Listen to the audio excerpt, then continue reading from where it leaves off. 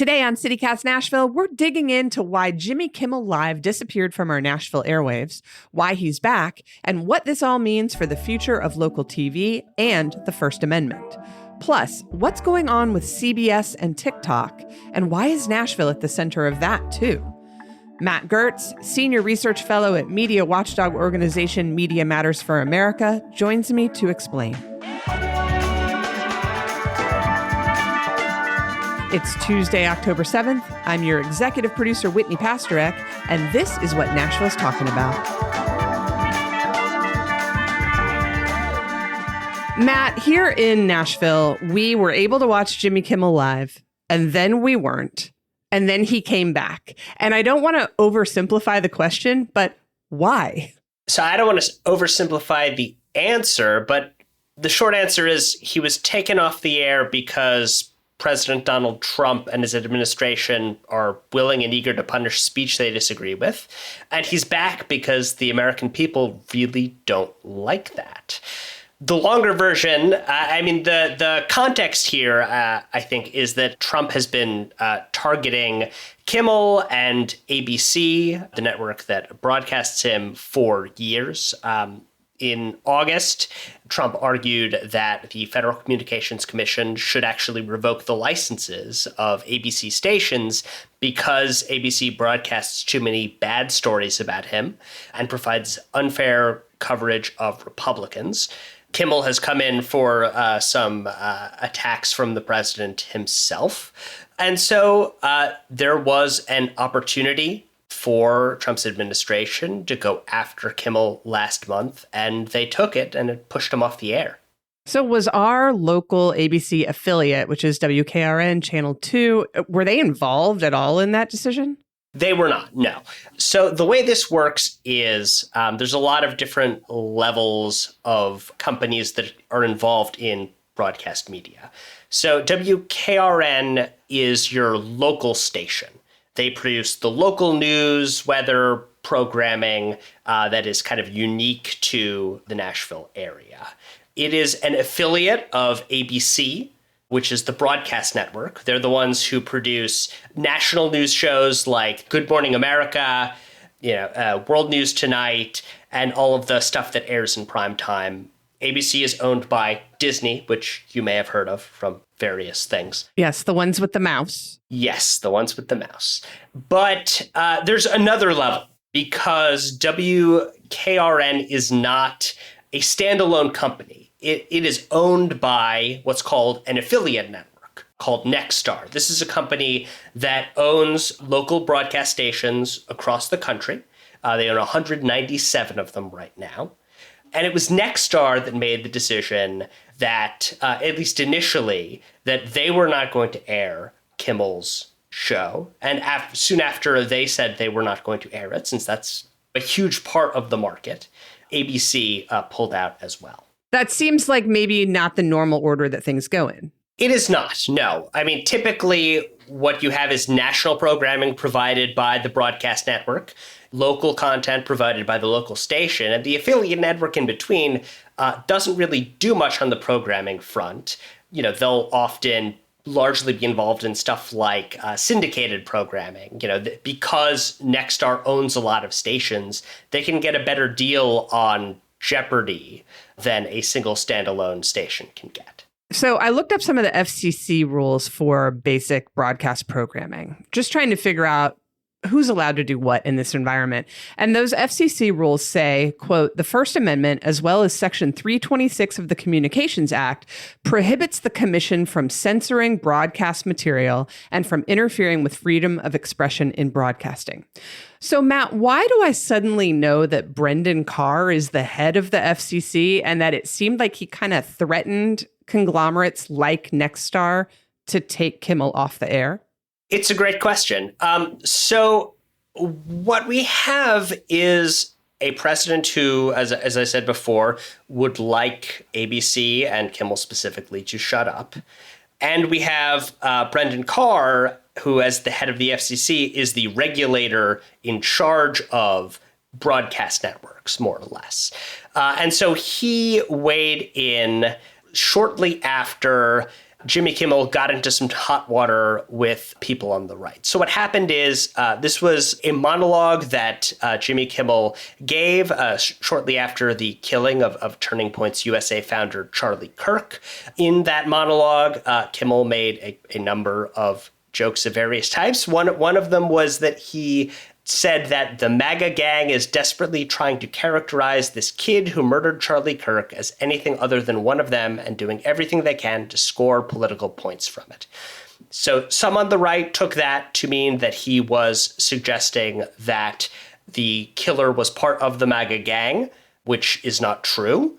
It's not true that he is part of the MAGA gang. Whether or not you think that that's what Kimmel meant is kind of beside the point. Because what happened after that was Brendan Carr went on a right-wing podcast, and he threatened Disney, the parent company of ABC, and he threatened the ABC affiliates. He said that Kimmel had engaged in an intentional effort to mislead the American people. And then turning to ABC and the affiliates, he said, quote, "We can do this the easy way or the hard way. These companies can find ways to change conduct and take actions on Kimmel, or there's going to be additional work for the FCC ahead." That's a fairly explicit threat. He was saying that if they didn't take action on Kimmel, he, as the head of the FCC, was going to engage in some retaliatory regulatory actions against them. And he specifically went after the affiliate networks. He said that they should tell Disney that they wouldn't run Kimmel's show until they straighten this out, and that if they didn't do that, they could face license revocation from the FCC. So that's the point at which Nexstar issued a statement saying they weren't going to air Kimmel's show anymore. And shortly after that, ABC said that Kimmel's show was on hiatus. Okay, so now he's back. Obviously, based on his 28-minute long monologue on the first night that he returned to the airwaves, he hasn't changed anything about his behavior despite conversations. So what ultimately led Disney, ABC, Nexstar to back down on this? So I think there was a fairly severe pushback to what seemed like an obvious case of the federal government trying to censor the airwaves. You saw millions of Americans cancel their Disney Plus subscriptions. You saw an array of critics, not only in the media, not only in the entertainment industry, but Republicans and Democrats come out and say that what Carr had done was going too far, that these kinds of threats cannot stand. And, I think that gave Disney a little bit more backbone and willingness to not capitulate in the face of the threats that they had received. And in the wake of that, they put him back on the air. Soon after that, Nexstar said that they would start airing his show again, and now you can see it in Nashville again.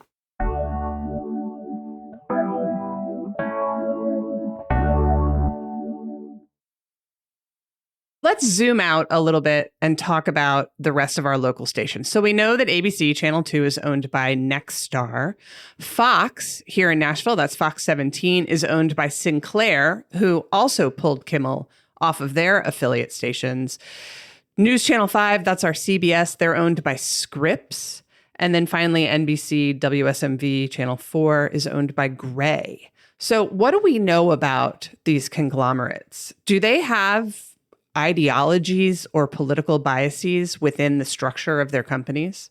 They're all very big companies. So these are all affiliate networks that control more than 100 stations. Scripps is the smallest with about 108. The other three all have more than 180. They're basically reaching the maximum that you're legally allowed to reach in the country, which is about 39%. They're all between like 36 and 39% of the country. They're obviously not based in Nashville, so they're not the locals in control here. As for ideology, I think Sinclair is the one that's best known for having a hard right ideology. The owner of that station, or at least the one who has the controlling interest, David Smith, is a Trump supporter of long standing. And his network has been known for decades, really, for what are called must runs. So, I said earlier that the local stations produce the local news. But what the affiliate networks can do is they can produce their own programming and order the local stations to air it during their local hours. So that's what Sinclair does. They have a national desk with reporters based out of, I believe, Washington, D.C. They do very hard right programming, and then it gets sent out to the 190 some odd stations that Sinclair owns across the country, and it gets aired in the middle of what is otherwise the local news. But that's what they've been doing for years. The others, though, it's less a question of ideology than corporate incentives. These are major publicly traded companies. They want to make money. And so, what Brendan Carr can do at the FCC is tell these major companies that if they play ball with him, if they do it the easy way, then there will be regulatory relief for them. Whereas if they do it the hard way, if they don't want to go along with what he says, then they'll have a harder time. Now, right now, Nexstar is attempting to buy another smaller affiliate network called Tegna. They need regulatory help from the FCC to do that. That would give them something like 260 stations, which would be way more than they would otherwise be legally permitted. So they need Brendan Carr to sign off on their merger. And that means that it's in their interests when Brendan Carr says these affiliate networks should tell ABC they're not going to air Jimmy Kimmel's show to do just that. Tegna sounds like a manufacturer of Betamax players in 1985. These all have great names. They really do. Well, anyway, I hate to go back to the FCC rules, but I did enjoy digging into these, researching this episode. FCC rules say, quote, broadcast licensees may not intentionally distort the news. The FCC has stated that rigging or slanting the news is a most heinous act against the public interest. So how is Sinclair, who, again, y'all, controls our Fox station, how are they able to put something with a slant into their programming? So that particular FCC rule is basically a dead letter. They don't actually typically enforce it anymore. And frankly, I think that's a good thing. I think it puts us in a pretty precarious situation if you have the federal government coming in and determining what is or is not slanting the news. And indeed, Brendan Carr, when he was claiming that Jimmy Kimmel had broken various rules and there needed to be some sort of response, was relying on that particular rule that is, again, not typically enforced. He was saying that Jimmy Kimmel had intentionally distorted the news, and therefore there needed to be some sort of response. But Jimmy Kimmel doesn't have a responsibility to be a news program. The problem is that Brendan Carr kind of gets to make the rules about when he is going to try to make threats to pressure particular companies. And these might not be successful if you actually fought them out in court. In fact, I would say what Brendan Carr did is almost certainly a First Amendment violation. It is the sort of thing that the Supreme Court was talking about when they ruled 9-0 just last year, that an employee of the government cannot use the power of the state to punish or suppress disfavored expression.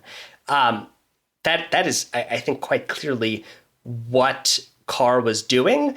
But in order to actually get something to happen with that, you would need Nexstar or Sinclair or ABC or someone to take him to court and actually fight it out. Or you would need either Trump to care enough to tell him to stop doing it, or enough members of Congress to somehow stop him. And right now, that's just not the situation that we're in. Well, we're going to take a break. When we come back, I do want to learn a little bit more about the First Amendment and what it means. But real quick, just out of my own curiosity, why do our local TV stations even need these conglomerates to survive? Is there a reason why they can't just be independent? There are independent stations. There aren't a ton of them. I mean, the problem is that the business is very, very rough. A business that is based largely on advertising dollars in the 21st century is going to have some problems. And so we've had a lot of consolidation in that industry as companies buy up a lot of stations and try to get enough sort of bargaining power to get cheaper programming. It's a huge problem, frankly. I think what we see with a lot of this consolidation, especially more recently, is a lot of the local news starts getting kind of subcontracted out. Rather than all of it being produced in the individual stations, if you've got 3 or 4 stations in the same state, they might all be running some of the same packages just to make it more economical. Capitalism. Yeah. All right, we'll be right back.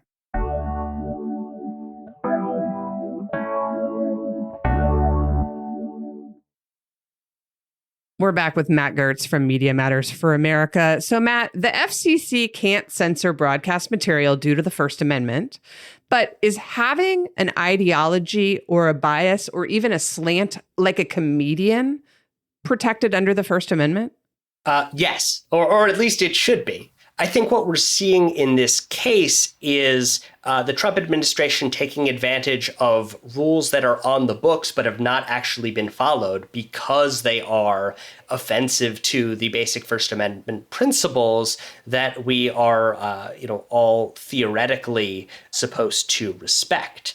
Someone like Brendan Carr comes in, backed by a president who hates speech that is critical of him, who is happy to talk about shutting down news sources that portray him unfavorably. And Carr goes looking for ways that he can try to turn that into some sort of regulatory reality. So let's kind of drill down to a real life example to help people understand a little bit more about what the First Amendment does and does not protect. So I'm going to use local news anchor Phil Williams as an example. Let's say Phil Williams goes on the air one day and says that he hates kitty cats and he wants to run them all over with a truck. Can News Channel 5 decide to no longer employ Phil Williams for saying that? Yes. Okay. Let's say Phil Williams goes on the air and says that he hates kitty cats, and Governor Lee takes offense to that. Can Governor Lee tell News Channel 5 to pull Phil Williams off the air? Governor Lee can say lots of critical things about that. He can bash the station. He can bash the reporter, but he cannot use state power to punish or curtail that speech. He cannot send state troopers out to take down their antenna or what have you. So that's really the crux of it, right? It's that free speech can have consequences, but those consequences can't be delivered by state or federal power. That's exactly right. And in this case, what made the Kimmel situation so wonky was that it did feel, again, we've mentioned Brendan Carr's threats, which I should say he is now saying were not threats at all. He was misunderstood. But that's what made this unique. And to me, this is a nonpartisan podcast, but free speech is not, in fact, partisan. I feel like it's a very scary moment because of what just happened. How do you feel about it? I think that's exactly right. Look, even someone like Ted Cruz, who is a very conservative Republican, came out after Carr's comments and said, this is just not acceptable.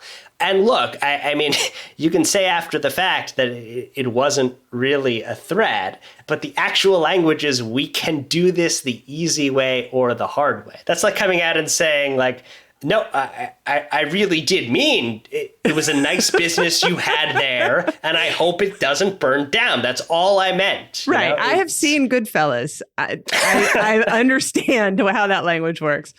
All right. This has been so informative and educational, and it's really helped put the pieces together. Before we go, though, I want to talk briefly about another recently embattled late night host, Stephen Colbert. His late night show on CBS was canceled earlier this year. It is still airing. His contract will run out in May of next year. It's never been pulled off the air here in Nashville, but I'm just curious, who made that decision? And is it different from what happened to Kimmel? So this one's interesting because it happened much more behind the scenes. I mean, obviously, it is unusual to have the FCC chair come out and publicly make threats that kind of lay bare the whole incentive structure here. What CBS ended up saying was that this was a business decision, that Colbert's show was not profitable, that it was losing a lot of money. That may be true. There's a lot of different ways you can sort of calculate these things. It's hard to say. But again, I think we need to talk about the context, what was happening alongside that announcement. When that announcement was made, CBS's parent company, Paramount, was in the middle of a long, protracted effort to get itself sold to another major media conglomerate called Skydance. That merger had been held up because, again, Donald Trump had been suing CBS News over literally the dumbest thing that I have ever heard of. He's basically was arguing about the editing of a Kamala Harris interview and demanding a gargantuan sum of money. Brendan Carr used that as an excuse to open up an investigation of CBS News about the same interview editing issue. Brendan Carr would need to approve that merger. And so Colbert's announced end of show came in the middle of all that, while Paramount was in the process of agreeing to a settlement with Donald Trump, while they were agreeing to a new ombudsman position in which a conservative media figure is going to come in and sort of have an intermediary position at the network. You know, they're basically coming up with different things that they could give Brendan Carr to get him to allow their merger to happen. And this happened during that period. Whether it was a sort of wink-wink side deal or not is not something we know, because Brendan Carr did not come out and publicly claim credit for it in the same way. But I think it is certainly suspicious, and it's another thing that should, I think, make us worried about the status of free speech in this country. So Paramount and Skydance are now merged. Yes. And that entity, Paramount Skydance, way better than Tegna, owns CBS, the whole network, the Tiffany network, not just the affiliates. So who is Skydance? I've never heard of them prior to all of this. So Skydance is a multimedia, basically like a movie studio that is owned by David Ellison. David Ellison is the son of Larry Ellison. I know that name. Yeah, so Larry Ellison is the founder and head of Oracle, the gigantic tech company. He's like one of the richest men on the planet, and also a close friend, associate, and advisor of Donald Trump. Well, we hear a whole lot about Oracle here in Nashville these days because they have announced that they are relocating their headquarters to our city. They're planning to build a 70-acre campus in River North, which, folks, if you're listening at home, that's the land on the East Bank that's right above the East Bank development and the Titan Stadium. I think we're all a little confused about what Oracle does. I didn't think that TV or media had anything to do with it. Yeah, and it doesn't really now, even. It's basically David Ellison getting a lot of money from his father to go out and become a kind of media mogul in his own right. Well, I guess I ask, though, because news in the last couple of weeks has indicated that Oracle has its eye on another media property, not broadcast, but social. They're going to buy, own, run TikTok in the U.S.? That seems to be where we're headed. So backing up here, in the last year or so of the Biden administration, there was bipartisan congressional legislation passed that basically said that TikTok could not continue to function as an entity controlled by the Chinese government. That presented national security problems. This then was illegally put on hold several times by Donald Trump. TikTok should not be able to function in this country right now under a law passed by Congress and signed by a president. But he's just decided not to enforce it while he did a bunch of negotiations with the Chinese government to get them to sell the U.S. operation to what now seems like a group of major Trump supporters and donors, including Larry Ellison's Oracle, possibly including Lachlan Murdoch, who owns Fox News, and some other sort of associated tech billionaire types. And so under this, it seems like the TikTok algorithm would be controlled by Oracle. So you'll have one family that will control TikTok, will control CBS News, and David Ellison is also reportedly trying to buy CNN's parent company. So the family could control CNN as well. That's just a lot of power under one set of media oligarchs. I think we can all imagine what the dangers of that could be.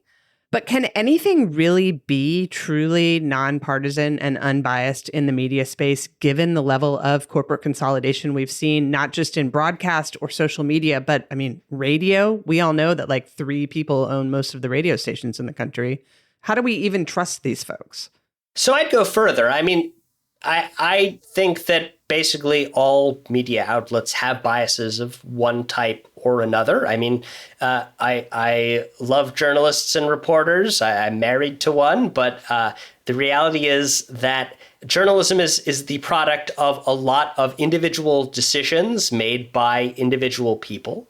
And those decisions do not lend themselves to a quote unquote unbiased perspective. You have to make decisions. You have to say some stories are more or less important. You know, some stories have people portrayed as the heroes, the villains. All of that is going to be based on the perspectives of the people who are creating the news. What all of this consolidation does, I think, is it limits the number of voices. It limits the number of decision makers who are determining the types of biases that those outlets will have. And that, I think, is what we see happening in the local media markets, in broadcasting.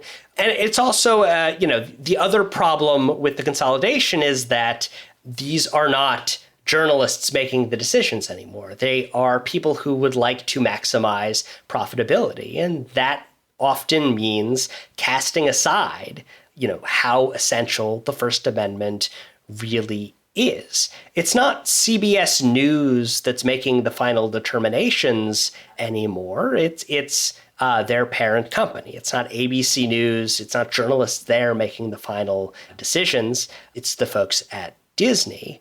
And, when those giant companies need to decide, are we going to fight the Trump administration on this if it's going to reduce our profits in a bunch of different spaces? A lot of them have been deciding that the answer to that is no. So you've been covering this sort of relationship between government and media for years. What's maybe the biggest thing that you've learned about how people can stay savvy when it comes to the media that they're consuming, whether that's the local news or a late night comedian or on their social media algorithms? I think it's very difficult, honestly. There are a lot of different sources. Everyone is going to tell you that they're the ones telling you the truth and everyone else is lying, because that's just an amazing strategy for getting audience to stick with you. What I try to tell people is try to consume media from a range of different outlets. Find ones that you trust. Go to them deliberately. Do not sit on social media and let the feed wash over you. That is not a good way to find out about anything. You will have no control at all over what you see. You need to be deliberate with it, or you're going to be less informed. Well, at least we can laugh at night with a guy named Jimmy again. 2 guys, really, technically. Matt, thank you so much for joining us and lending your expertise to us here in Nashville. Thank you so much for having me. It's been a great time.